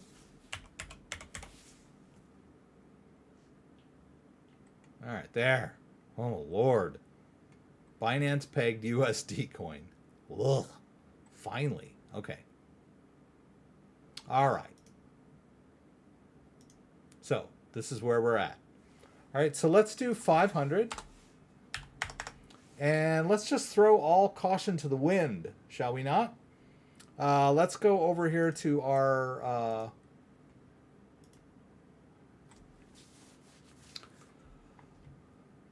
Coinbase Pro, right? Let's do a deposit, and we're going to deposit US dollar coin from a crypto address. We understand that it is an ERC20 US dollar coin address. Right? Let's copy that into our clipboard. And let's pray that I don't lose 500 bucks doing this. All right, so here's 500. Oh, okay. Oh, okay. Yeah, I remember what happened now. They won't let you put your own address in here. They will only convert within the wallet, which is fine. I can deal with that. But that means it's going to be a two-step process, right? Let's hit next. All right, it's just going to go into the same wallet. But I can just switch over to the... Oh, are you kidding me? Screw that. I'm not going to do it. Okay. All right, let's hit confirm here. All right. Submit to Metamask. Confirm again. And so what's going to happen is we're going to switch. It's going to convert the US dollar coin over from Binance Smart Chain over to the Ethereum, and it'll put it in that same MetaMask wallet on the Ethereum network.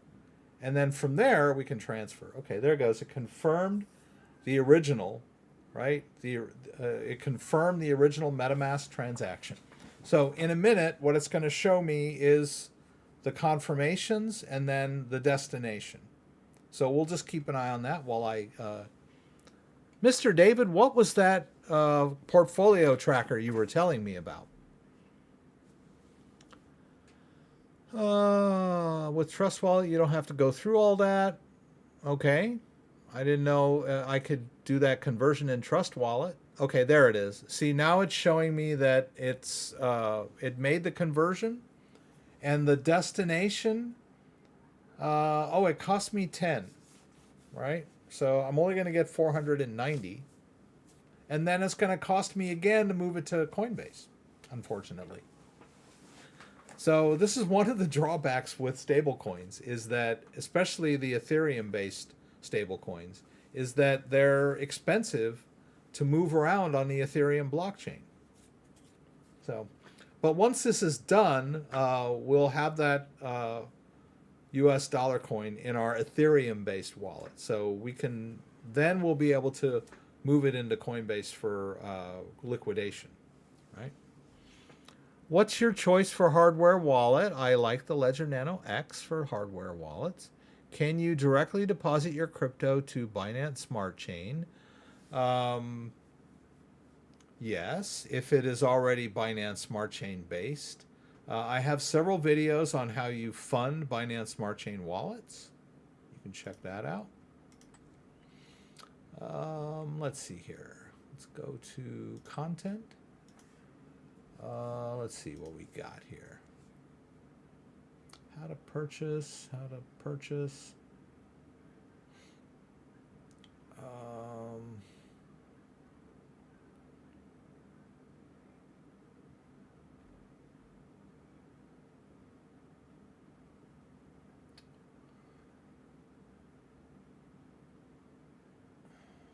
Binance Bridge to fund.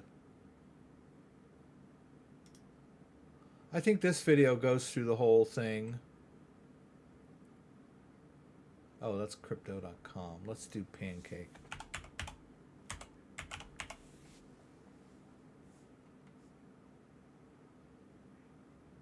This one is pretty good. This goes through the conversion process in order to deposit into your Binance Smart Chain wallet, right? So you might want to check that one out. You're fast and furious with your questions. Master Play 7, I just posted a link to the video on how you fund a Binance Smart Chain wallet. The easiest way to fund it is with BNB. So you're going to need to convert your BNB over to Binance Smart Chain. So, I mean, you can deposit US dollars in Binance US and buy BNB coin. And then from there, you can convert that over to Binance Smart Chain wallet with your BNB, right? Which is good because BNB is what you need to run the wallet, right? The BNB is what pays all your fees and your transfer, and your gas fees and all that. It runs on BNB. So that's a good token to use to fund the wallet, right? You can fund it with other stuff using the bridge. I was showing you the bridge there a minute ago, but I have some videos on that too. So here's funding Pancake Swap using bridge, right? And I fund the wallet with Bitcoin and BNB and ETH in this video. So you might want to check this one out too. It's a step-by-step. Easy way. But if it's not BSC based, what would happen? Question mark, question mark, question mark. It would disappear. Exclamation point, exclamation point. Depending on what you're using. So if you tried to put BNB in there, I don't know that it would work, right? If you try to transfer BNB from Binance US and you put in a Binance Smart Chain address, it'll tell you, that won't work. But you could inadvertently do it from Binance proper, if you have access to Binance proper, the regular Binance. But you could inadvertently try to send Ethereum into a Binance Smart Chain wallet, and it would just disappear. It wouldn't show up at all. However, if you have a Binance Smart Chain wallet configured in Metamask, and you accidentally send Ethereum thinking you're going to end up with Binance Smart Chain Ethereum, you'll be able to see it over on the Ethereum side, right? This is what we're attempting to do over here, right? All right, so that's finished, right? So why don't we check that wallet in, see? So we took some US dollar coin, wherever it went, right? We took some of our US dollar coin and we sent it over into the same wallet, right? So let's check over in the Ethereum mainnet, and lo and behold, there it is. I think there was already some in there, to be honest with you. Yeah. Okay, it's not what I want. The only problem is it didn't, I don't see the incoming 500, but I know it did because there was some in there already. If that makes any sense. We were able to do it. Right? So it converted within the same wallet. So if you accidentally sent Ethereum thinking you were going to end up in your Binance Smart Chain wallet, and it was Ethereum, then you could just switch over to the Ethereum mainnet in the exact same wallet, and it would be in the Ethereum side. Right? So it happens. It just depends on what type of wallet you're sending to, because I know a lot of people that send things think they're sending them into a Binance Smart Chain wallet, and it's gone because they don't have it configured right. But I've helped some people with that. I'm kind of like, okay, well, you just need to configure that wallet so that you can see your ERC20 token, in your Metamask on the Ethereum side or whatever. It can be, you can recover if you know what you're doing. But the real, if you want to avoid that kind of thing, always send a small amount. Don't ever send huge chunks of crypto if you're not sure what you're doing, right? Because in many cases it is possible to lose your crypto by doing that, right? So send a small amount. Send $20 worth first, so you'll know, right? That was weird. I didn't know I had any US dollar coin in there. Okay. I guess it went. What's the easiest way to convert Binance BTC to regular Binance BTC? Binance Bridge, yeah. Well, actually, the easiest way to do it is to deposit it into Binance proper. But if you're in the US and you don't have access to Binance, then Binance Bridge is your next best bet, right? Because Binance, if you go to the Binance exchange and say, I want to deposit Bitcoin, it's going to ask you, oh, what kind of Bitcoin? Is it BEP Bitcoin? Is it Binance Smart Chain Bitcoin? They give you all these options for depositing like pegged Bitcoin into Binance. And then the same when you withdraw. But unfortunately, Binance is not available to those of us in the US. The Binance Bridge technically isn't either, but you can use it. I also had a video on doing that as well. Well, this video, actually, this is depositing Bitcoin using the Binance Bridge. And then I have this other one, which is here. This is how you convert your Binance pegged tokens back to their original blockchain using Bridge, right? But you would need to be using a VPN to do it. So you could use the Opera browser for a free VPN, which is pretty cool. Or you can use NordVPN or whatever VPN service that you want to sign up for.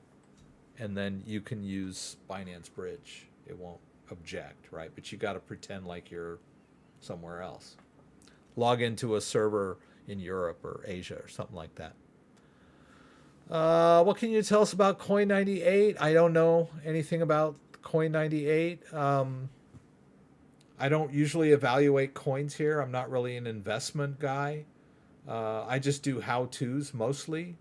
If it's a coin I know about, I don't have any trouble, making a few remarks about it, but I don't know anything about that coin. Wondering if you figured out a way to connect the Crypto.com DeFi wallet to CoinTracker. Seems I can't add it the same way you add MetaMask, and there's no downloadable CSV file. Well, you know what? That's a very good question. I haven't tried that yet. So I would assume that has an ERC20 address, but it doesn't, does it? Right? Because it got converted over.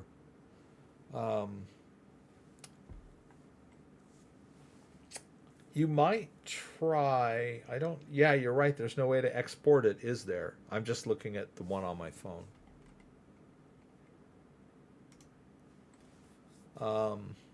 Yeah, I don't know. There's no way to export.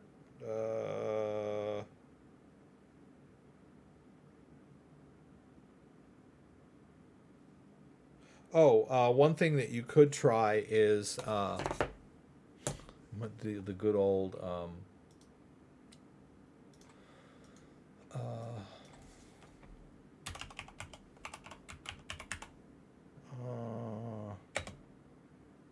what's it called? Crypto.com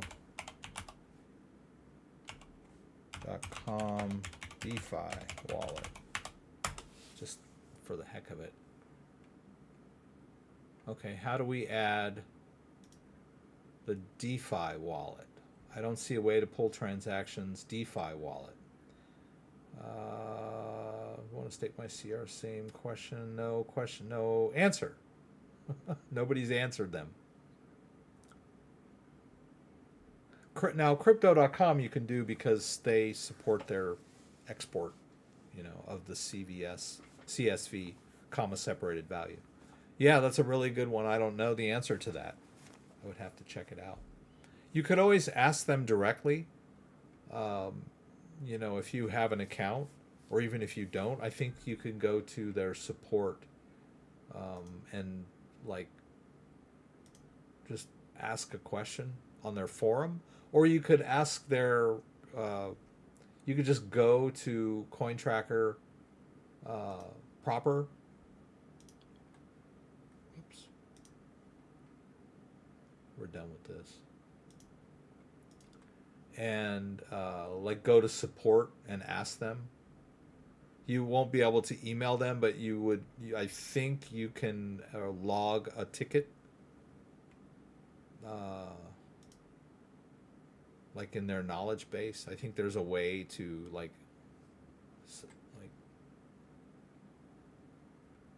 maybe not.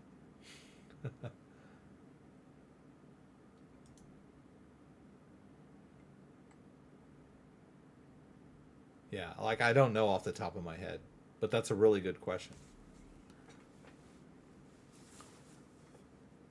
The thief stole coins from Binance Smart Chain and ETH mainnet and says account added to this device on my Metamask via phone. Still waiting on Metamask support. Man, that really stings, Zazen69. Really sorry to hear that.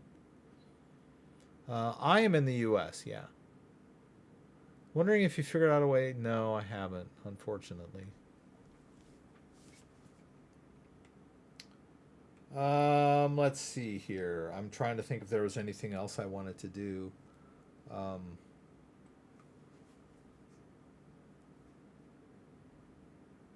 No, I guess not. I'm out of the state of Michigan. Oh, by the way, let me see. I can show you guys this. Okay, so we're not going to do. Well, we could do this now. So let's say, well, I'll do it later. All right.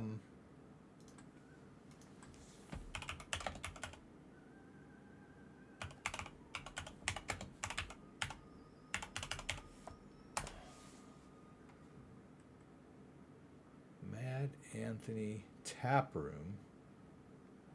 Okay, so when we were down in Indiana, we went to the Mad Anthony Tap Room, and I think this is the menu.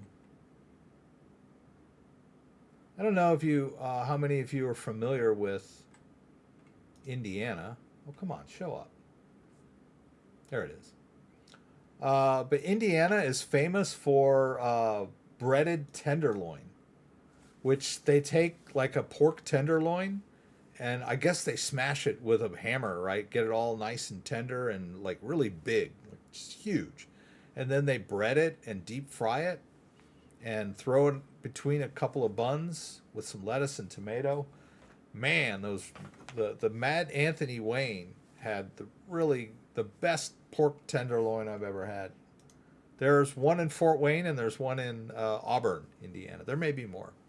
I don't know. I have to be careful what I do on YouTube. I don't want to show beer, but it's really good. Yeah, Opera has that free. That's what I was using when I was using the bridge earlier. Was the VPN that's built into Opera, right? You can enable it in the settings. It's pretty easy to do. Right.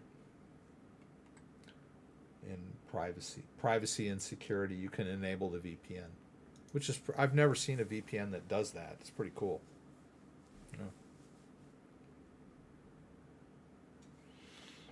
Yeah, I ordered it yesterday and I ate until I was full, and then I brought the rest home, and then today before the live stream I pulled out the one that from yesterday.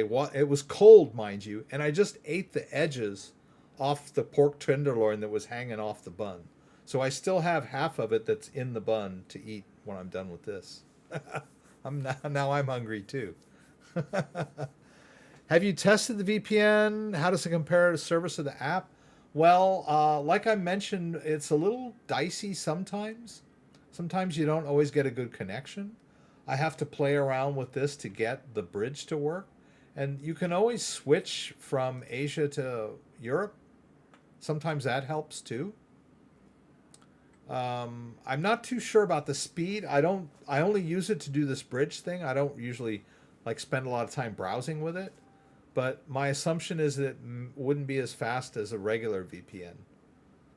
But whenever you use a VPN, you're limited by the VPN speed. So that's why I don't like VPNs that much, because I have a really high internet plan from my ISP, my internet service provider, which is Comcast.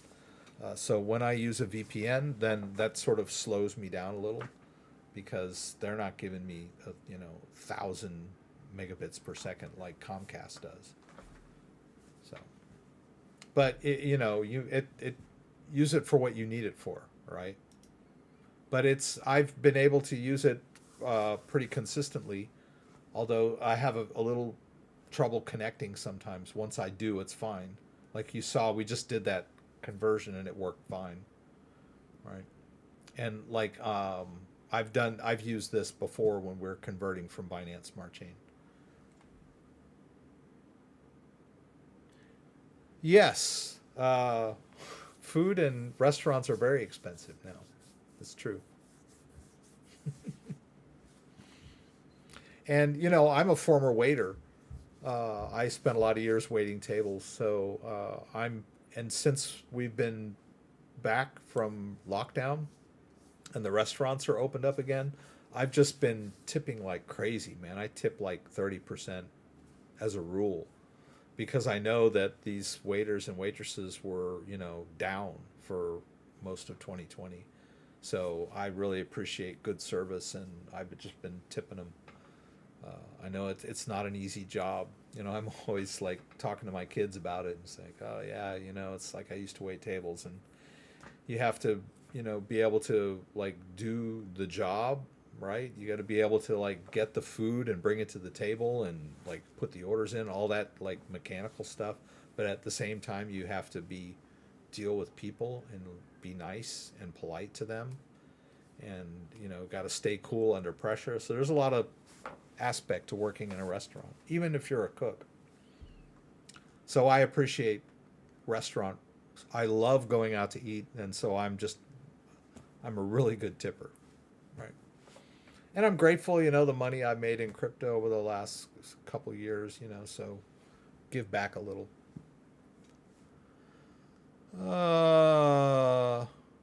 So no, I don't use Opera every day. I use Brave.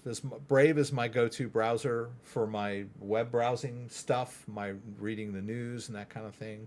And I use Chrome to deal with my YouTube, because there's some, like when you're uploading and doing live streams, that Brave doesn't always function properly. So I use Chrome for that. And then I also use Chrome for some of my DeFi stuff, mostly.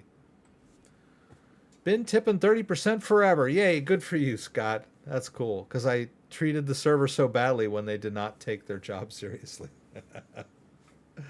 uh, yeah, Scott, man, you, always something new. I mean, I knew you were, a cooker, that you are a culinary artist at home. You were always cooking something.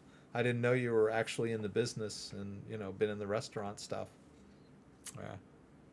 I learned a lot as a waiter. I learned how to like flip the moods on and off. Like I've had to work when I was in a horrible mood, and then somehow was able to be polite and cheerful when I got to the work and started dealing with my customers.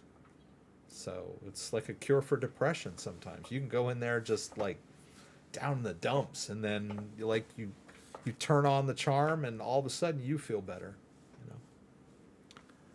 I have not made enough in crypto to retire. No, actually, most of my revenue comes from doing this website, or doing my live stream, and my affiliate association. That's where the steady income has been coming in. The crypto, most of the crypto I'm holding on to, right? Hoping down the line, or even my kids are going to benefit from that, right? Most of the income that I'm earning in crypto is because of this, the ad revenue from my YouTube channel, and the revenue I'm getting from my, affiliate recommendations like Ledger and Coinbase and that kind of stuff, right? I'm still hoping that crypto's gonna do even better. Not that I haven't taken some profits, but not enough to retire, no. Yeah. But I would like to do this YouTube full time. I still have a day job. I haven't quit that yet. Helps pay the bills.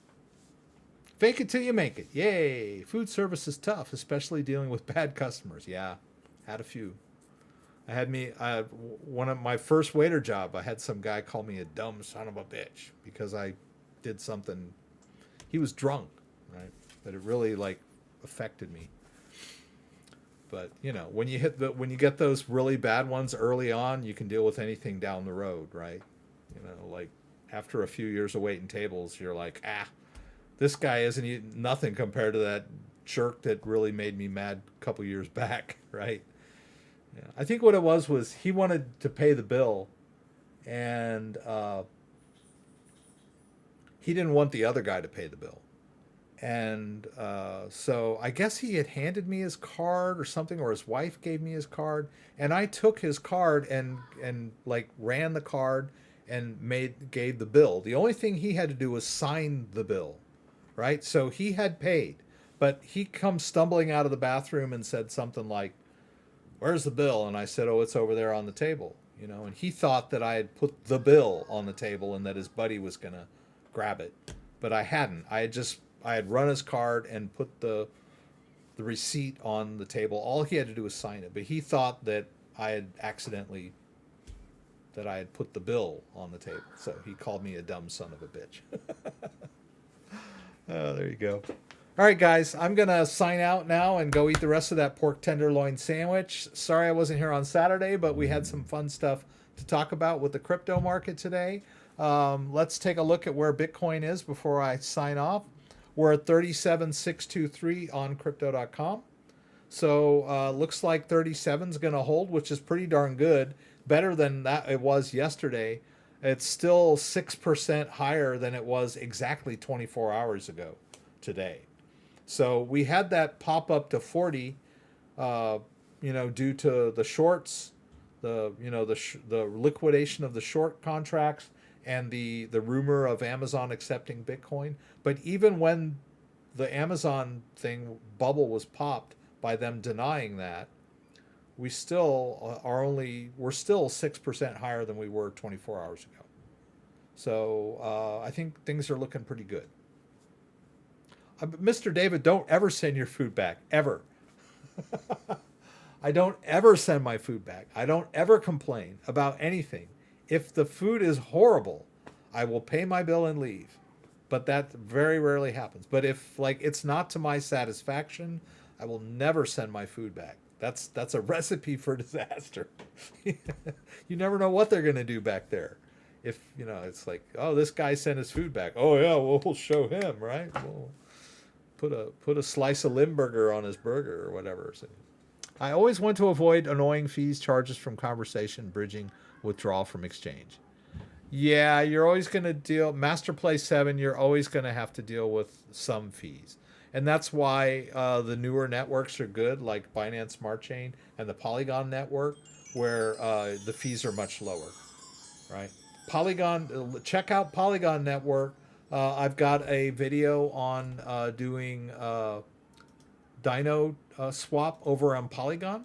It's my latest video. Let's do that. Get rid of that. Whoops. Let's just go to straight up content. Doggone it. Oh, okay, here. Let's get rid of that.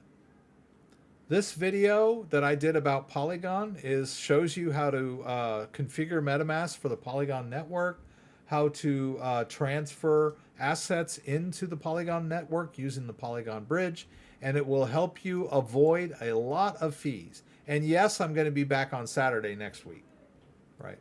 Don't have any vacation plans. But check out Polygon network if you don't like fees. And then the Polygon Bridge is a good converter. And you do have to pay Ethereum fees when you convert between Polygon and Ethereum, right? So because you're hitting the Ethereum network in those conversions, right? So you're always going to be dealing with some fees, unfortunately. But, you know, it's just a fact of life.